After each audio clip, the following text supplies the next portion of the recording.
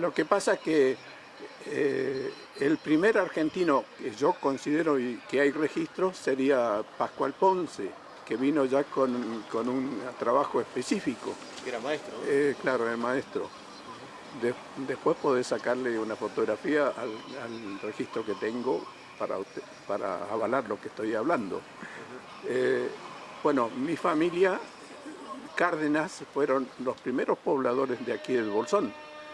Esto lo puedo constatar o afirmar porque en 1895 estuvo aquí en esta zona el geógrafo alemán Steffel, que en ese momento representaba al gobierno chileno, porque Chile siempre afirmó que la división de las aguas eran los límites. Y acá en esta región, después con el arbitraje inglés, se decidió hacer límites por las altas cumbres. Aquí el Bolsón, la zona de Esquel, Trevelín, Corcovado, toda esta zona que hay ríos que nacen hacia el este, pero vuelven otra vez hacia el oeste. Y eso era lo que Chile peleaba, pero se ve que con el arbitraje no le dieron la razón. Bueno, don Burgos, el centenario, una buena oportunidad para que sobre todo las nuevas generaciones conozcan esta historia tan rica, ¿no? Y tan entrelazada con las familias chilenas. Claro, porque se celebra el centenario realmente cuando se formó la primera comisión sería de fomento aquí del Bolsón, que estaba integrada por españoles y árabes. No reconocieron a otras personas. Bueno, eran los que tenían más representación, eran los que tenían más recursos económicos también. ¿Y usted en qué año nació aquí en el Bolsón? Yo soy nacido en 1938 acá en Bolsón. ¿Qué recuerda de aquel pequeño pueblo, seguramente sus primeras vivencias, 5 o 6 años, que habrá empezado a ir a la escuela? ¿Cómo era, no? Lógicamente calles de tierra, pocas casas. Y bueno, uno en la infancia es la etapa más feliz de la vida. No tiene preocupaciones, no tiene nada, todo le parece lindo. Yo fui a la escuela que está en el comercio ahora de Martín, ahí en Martín Equipamiento, ahí atrás había una escuela de madera, era de 2 pisos y habían como 6, 7 aulas donde daban clases. Yo fui de ahí hasta 3er grado. Después nos trasladamos al edificio nuevo que se había inaugurado frente al comercio de Rudolf. Ahí está, pero siempre manteniendo el número de escuela número 30. Ahí terminé la primaria. Al año siguiente me fui a estudiar a Córdoba porque acá no había escuelas secundarias y ahí estuve 2 años en una escuela militar. ¿Qué se acuerda sobre todo de esa primera infancia? ¿Cómo se divertían cuando salían al recreo, por ejemplo? ¿Ya se jugaba al fútbol, las bolitas? ¿Cómo era? Sí, se jugaba, por supuesto, a la bolita, lo principal, y al fútbol también. Cruzábamos la avenida San Martín, que solamente era transitada por carros de bueyes y alguna gente a caballo. Cruzábamos al otro lado, donde había un negocito de kerbaje, que tenía un patio al frente, y ese lo usábamos como cancha de fútbol, con una pelota de trapo, por supuesto. Los almacenes de ramos generales marcaban un poco la vida social también del pueblo, ¿no? Sí. Se destacaba la Casa Ascona, que era la más surtida, la que tenía más. Afuera de la Casa Ascona había un palenque, como se le decía, donde venía la gente y ataba el caballo y hacía sus compras. Porque ¿Era cierto eso que venían del campo, sobre todo a caballo, dejaban lo ataban ahí en el palenque, como usted dice, y lo primero era una grapita, algo como para ir entrando en calor, ¿no? sí, así es, sí. Recuerdo, por ejemplo, que había gente que venía a vender leña aquí al Bolsón desde el Mallín Ahogado en carreta de bueyes, que salía de ese Mallino donde él vivía a las 5 de la mañana, llegaban acá al Bolsón más o menos a las 11, descargaban la leña, cargaban la bolsita de harina, que era lo que necesitaba, y sal, y a la tarde volvían para Mallín Ahogado nuevamente. Todo, todo el mundo sin ningún horario, nadie se preocupaba del horario, no había, todo el mundo se conocía, se saludaba de una calle al otro, ya siempre había alguien a quien saludar.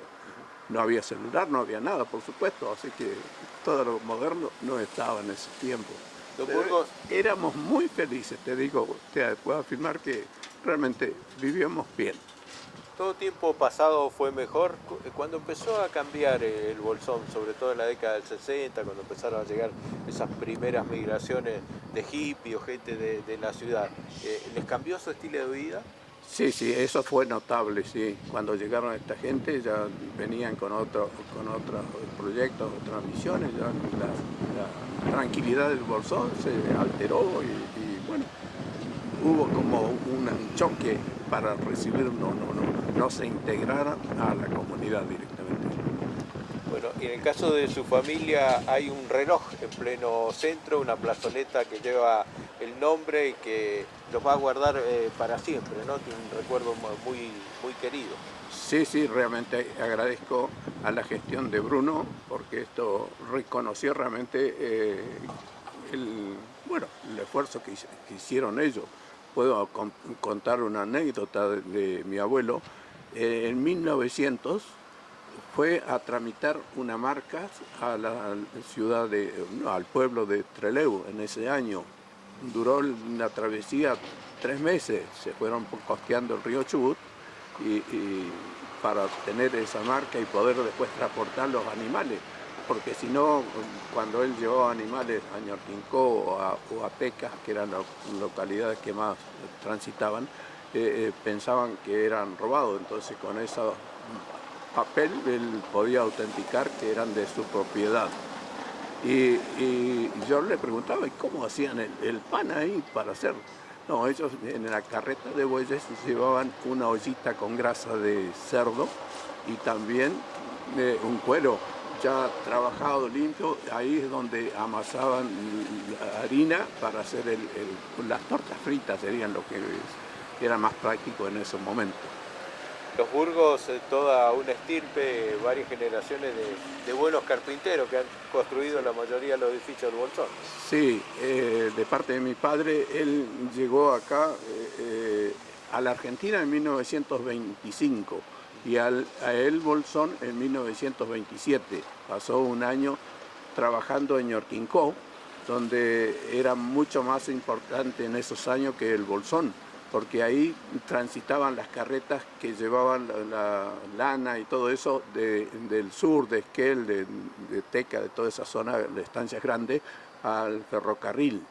Y entonces el herrero ahí era mucho más importante que un mecánico, porque él le solucionaba los problemas.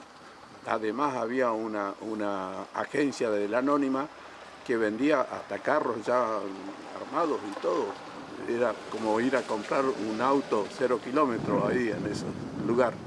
Después de eso, alguien le dijo, mira, para que te sientas mejor, andate a la zona del Bolsón, que es similar a Chile, que es más o menos parecido.